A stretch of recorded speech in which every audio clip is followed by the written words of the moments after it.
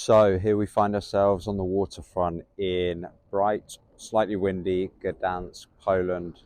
I'm perched here on the railing by the waterfront, ready to explore Gdansk. Are you ready? All right, here we are in Gdansk, a city I didn't know much about before today, and to be honest, still don't. But that's never stopped me from having a wonder and talking like I do. It's one of those places where you can just walk in any direction and it all looks like a postcard. Cobbled streets, colourful buildings, people just casually enjoying life in the sunshine.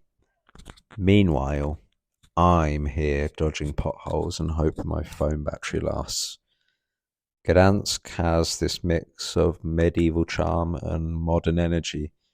You've got the history, centuries of trade, wars, rebuilding, and then you've got people zipping around on electric scooters like we're in some kind of futuristic simulation. It's got that perfect balance of looking grand, but also being incredibly livable. Everyone's just taking their time, strolling about, probably appreciating the fact they're not catching a flight at 6 a.m. in the morning like I am, as well as the sunshine. The old town is stunning, even though technically it's not that old anymore. The whole place was destroyed in World War II and then rebuilt brick by brick to look just as it did before. And I respect that level of dedication. Imagine getting knocked down and saying, right, we're doing the exact same thing again, but better. That's commitment. Everywhere you look, there's a statue, an intricate doorway, or some overly grand fountain. You get the feeling that if you stopped and asked about any random building, you'd get a full history lesson. Meanwhile, I'm just thinking, that one looks like it would be expensive to heat. You can't visit Gdansk without ending up by the river. It's the first place I found. The Motlawa River runs through the city, lined with warehouses turned hotels, restaurants, and probably a few overpriced souvenir shops. There's something about a waterfront that makes everything seem more impressive. Same buildings, same streets, but at a river, suddenly it's 10 times more charming. And then there's the medieval crane, a massive wooden structure from the 15th century used for loading cargo back when ships ruled the economy. I like that they've kept it.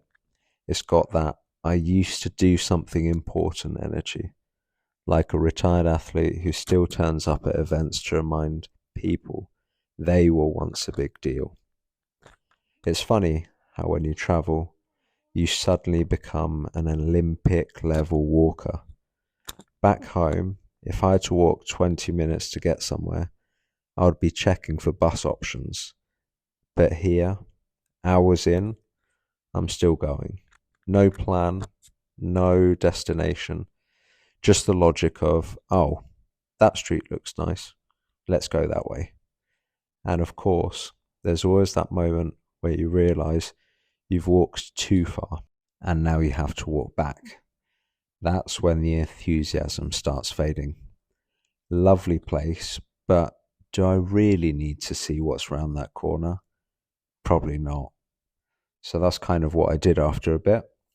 And I stopped off in a little restaurant to get some food to top up.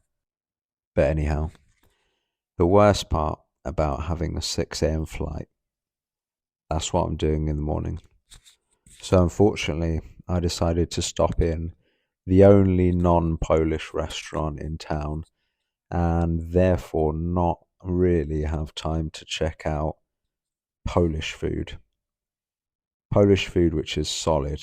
You got big portions, they're hearty, there's no messing around. It's proper food, you might say. You can tell they didn't invent their cuisine with Instagram in mind.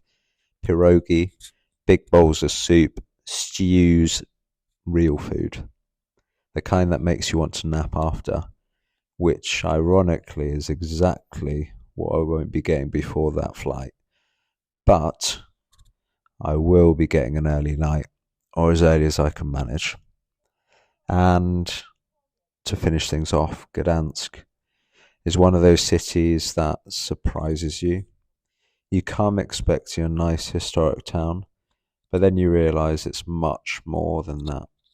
It's got a bit of everything: stunning streets, rich history, a riverside that looks straight off a painting, and enough cafes and bars to keep you occupied, at least for a few weeks.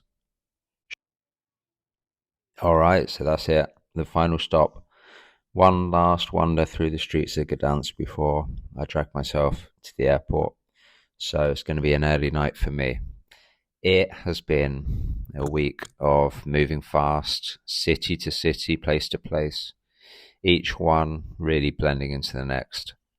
Now, standing here in Gdansk, I'm realizing just how intense this whole trip has been. It's gone by in the blink of an eye. You think you're just popping over to a few new places, but when you're spending no more than a day and a night in each one before catching a bus to the next, it's more like a European sightseeing boot camp. Now, I don't know what I was expecting from the Baltics in December. Snow, reindeers maybe, a full Christmas card aesthetic. But it turns out no, not much snow at all. Just a lot of grey skies, a bit of rain, some snow, yes, and that kind of cold that doesn't look dramatic, but slowly seeps into your bones. Still, it added to the atmosphere. Something about these cities in winter makes them feel even more historic, like you're walking through a medieval drama series, minus the plague. So, let's break it down. 1 week, 4 capitals. Here's how it played out. First of all, Tallinn. Amazing. Maybe my favourite. Cobbled streets, castle towers, and that feeling that if you listen closely enough, you might hear a bard tuning his lute. It's small, but everything looks like it belongs in a fancy novel.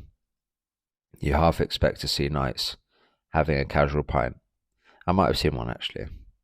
Riga, a bit more edgy, a bit grittier, but still packed with incredible architecture. Feels a bit more lived in, a bit rougher around the edges, like it's seen some things.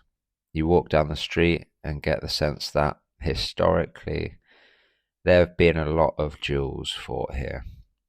Vilnius, maybe a bit more laid back, a mix of Baroque churches, Soviet relics, and hipster cafes, quieter. Out of all of them, it felt like one that wasn't trying to impress you, maybe. It just was what it was, really, like a city that knows it's cool but doesn't feel the need to tell you. Then Warsaw, obviously, completely different. It was modern, busy, rebuilt in a way that makes it feel like multiple cities mashed together. It was, to be honest, bigger than I thought it would be. You've got massive glass skyscrapers next to old palaces. It's like someone took a history book, shuffled all the pages and said, yeah, that works. And now Gdansk, sitting somewhere in the middle. Historic but quite lively actually, surprisingly lively. Grand but walkable. Just the right balance of impressive and approachable. Maybe it's because it's the last stop and I'm too tired to overanalyze. But it feels like the easiest one to just enjoy without a plan. Walk around. Maybe it helps that the sun was out. So this whole trip, it's been different from how I usually travel. Well, in recent years. Maybe before I did a bit more of this, but normally you go to a place, you settle in a bit, you get a feel for it. Here, no time for that. It's just arrive, walk, film, eat, sleep, move on. You don't get attached to any one place. You're too busy looking ahead to the next or at the timetable. And that's kind of the point. Sometimes you need to shake things up, get out of your routine, force yourself into something new. It's I wouldn't say maybe uncomfortable, but it's not too comfortable for sure. Constantly figuring out a new city, not such a problem with the currency, especially when you've got bank cards. New transport system maybe, but there's a weird kind of satisfaction in it. Like you're proving to yourself that you can just drop into a place and make it work. Maybe the language. Language is the most awkward. Do they know English? Do they not? And then having to not feel guilty about not even trying to speak the language. But anyhow, would I do it again at this speed? Maybe. Different places though. By the time you start feeling like you understand the place, you're already on a bus out of there. But there's something about this kind of travel, fast, intense, no time to second guess yourself, that reminds you why you do it in the first place. So yeah, last stop, one more night, one more flight, and then kind of back to normal life, whatever that is. Trips like this don't give you time to relax, but they do give you perspective. A week ago, maybe I felt 10 years older, but now I've walked these streets, tried food that I'd never tried before, seen the Christmas markets, overheard arguments in different languages I didn't understand.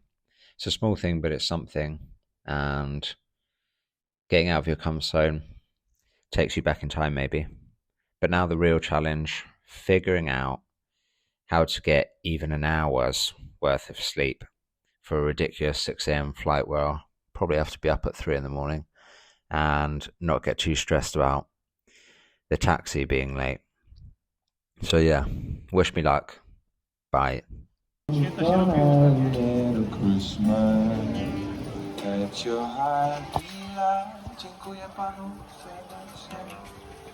year all out, travel through the outer side.